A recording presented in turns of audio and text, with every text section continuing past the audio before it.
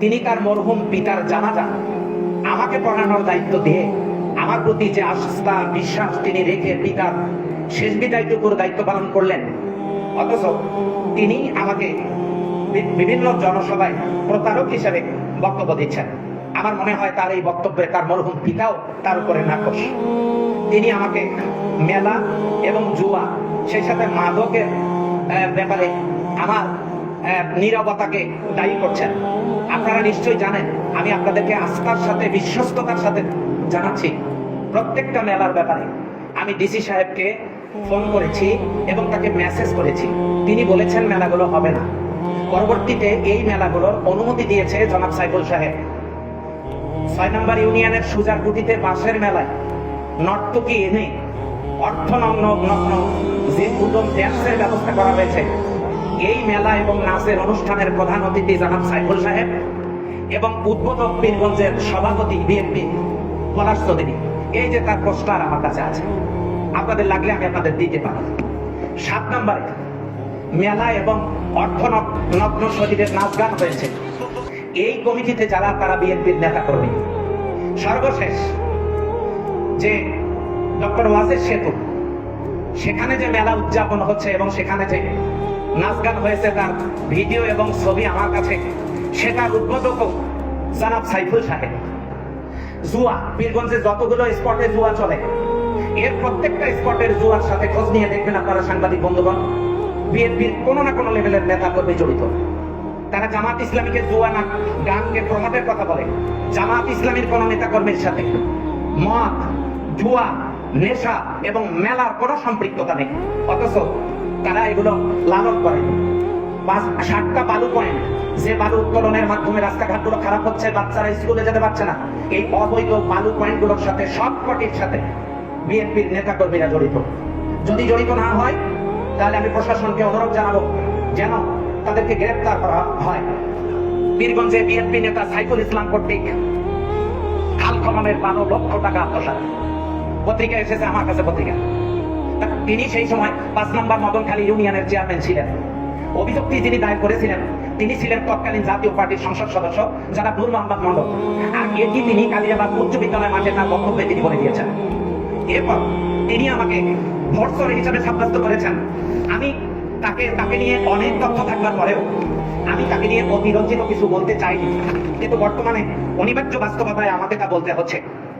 CR 274/2000, CR 48/2007, CR 47/07, CR 49/07, এই সব কয়েকটি মামলা বন বিভাগের গাছ চুরি করে করত এবং এগুলো বিক্রয়ের মামলা আসামি জনাব সাইফুল ইসলাম সাহেব।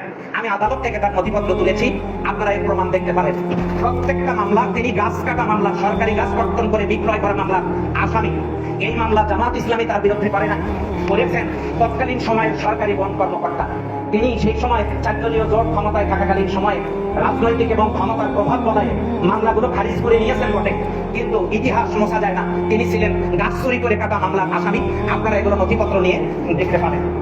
এরপর আমি আপনাদেরকে যে তথ্যটা দিতে চাই সেটি হচ্ছে, আপনারা যদি পীরগঞ্জে খোঁজ নিতে যান, দেখবেন পশ্চিমে সংগ্রহ করার সরবরাহ করার দায়িত্বে কারা নিয়োজিত, খোঁজ নিয়ে দেখবেন তারা কোনো না কোনো বিএনপির নেতা করবেন। পুলিশ কনস্টেবলের লোক নিয়োগের ব্যাপারে গোপনে লোক খুঁজছেন কারা, খোঁজ নিয়ে দেখবেন তারা বিএনপির কোনো না কোনো নেতা। গাঁজা সহ 15 নম্বর ইউনিয়নে 6 কেজি গাঁজা সহ ধরা পড়েছেন কোন 2 জন নেতা, খোঁজ নিয়ে দেখবেন তারা বিএনপির কোনো না কোনো পর্যায়ের নেতা। গরু চুরি করতে গিয়ে 6 নম্বর ইউনিয়নের 9 নম্বর ওয়ার্ডে ধরা পড়েছেন কে, খোঁজ নিয়ে দেখবেন তারা বিএনপির কোন পর্যায়ের নেতা। মোটরসাইকেল চুরির 3 নম্বর ইউনিয়নে মোটরসাইকেল চুরির সিন্ডিকেটের ওটাকে, পীরগঞ্জের মোটরসাইকেল নাটোরে যায়, নাটোরের মোটরসাইকেল পীরগঞ্জে আসে, এই মোটরসাইকেল চুরির সিন্ডিকেটের হোতা কে 3 নম্বরে, খুঁজে দেখবেন কোনো না কোনো ভাবে বিএনপির নেতা। 11 নম্বর ইউনিয়নে অন্যের ধান কেটে ঘরে তুলেছে কে, খোঁজ নিয়ে দেখবেন কোনো না কোনো নেতা বিএনপি। এরপরে জিআরের চাল 2025 সালে 600 মেট্রিক টন চাল কিভাবে 900 হয়েছে, সাংবাদিকরা আপনারা একটু খোঁজ নিয়ে দেখবেন। তো এতগুলো অপকর্মের সাথে যারা জড়িত, তারা যখন জনগণের প্রত্যক্ষ রায়ে যখন নির্বাচিত একজন সদস্যকে চোর বলেন, তখন পীরগঞ্জের ইমাম সমিতির সভাপতিকে এমপিকে চোর বলার অর্থ হল পীরগঞ্জের সকল ইমামকে বেজ্জতি করা। মাননীয় প্রধানমন্ত্রী জনাব তারেক রহমান সাহেবকে আপনাদের মাধ্যমে জানাতে চাই, রংপুরের জেলা কমিটির আহ্বায়ক এবং জেলা পরিষদের চেয়ারম্যান পদ এবং বিএনপির সকল স্তরের দায়িত্ব পদ থেকে যত দ্রুত সম্ভব সাইফুল ইসলাম সাহেবকে যদি অপসারণ করা হয়, তার অতি উগ্রতা, রুক্ষতা, ভারসাম্যহীনতার কারণে শহীদ জিয়ার দল প্রশ্নবিদ্ধ হচ্ছে এবং রংপুরের কোন আসনে তিনি জেলা কমিটির আহ্বায়ক থাকার পরও একটি আসনেও বিএনপির কোন সংসদ সদস্য নির্বাচিত না হওয়ার পিছনে তিনিই দায়ী। তার নেতৃত্বের জ্ঞান, যোগ্যতার শূন্যতা এবং তার এই শাক দিয়ে মাছ ঢাকা, তার এই ব্যর্থতার দায়ভার নিয়ে পদত্যাগের পরিবর্তে নিজে কোনো পদমর্যাদা হাসিলের জন্য যে অপপ্রয়াস, এটা তিনি চালিয়ে যাচ্ছেন। প্রত্যেকটা থানাতে তার মাধ্যমে 2-3টে করে গ্রুপ তৈরি হয়েছে ইতিমধ্যেই বিএনপি। আমি মাননীয় প্রধানমন্ত্রীকে বলবো, দলকে এবং শহীদ জিয়ার সৈনিকদেরকে আপনারা উজ্জীবিত রাখবার জন্য তার মতো একজন বিতর্কিত নেতাকে যত দ্রুত সম্ভব তার পথ থেকে অপসারণের জন্য বিনয়ের সাথে অনুরোধ করছি। তার কাজই হলো এই ধরনের মিথ্যা গুজব রটানো, একটা সহনশীল পরিবেশকে অশান্ত করা এবং তিনি বীরগঞ্জের শান্ত পরিবেশকে অশান্ত করা। আমি সাংবাদিক বন্ধুদের মাধ্যমে জানাতে চাই, তিনি আমাকে হুমকি দিয়েছেন।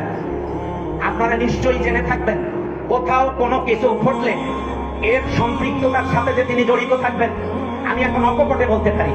তিনি আমাকে হুমকি প্রদান করেছেন, সেই সাথে তিনি আমার বীরগঞ্জের উন্নয়নের প্রতিবন্ধক। আমি আপনাদের মাধ্যমে দেশবাসীকে এবং আমার বীরগঞ্জের ভোটার ভাই বোনদেরকে জানাচ্ছি, আমি সংসদ সদস্য নির্বাচিত হওয়ার পরে রাষ্ট্রের একটি টাকারও আমানতের খেয়ানত করিনি। ইনশাআল্লাহ আমার দায়িত্ব আমলে আমি তা করবো না।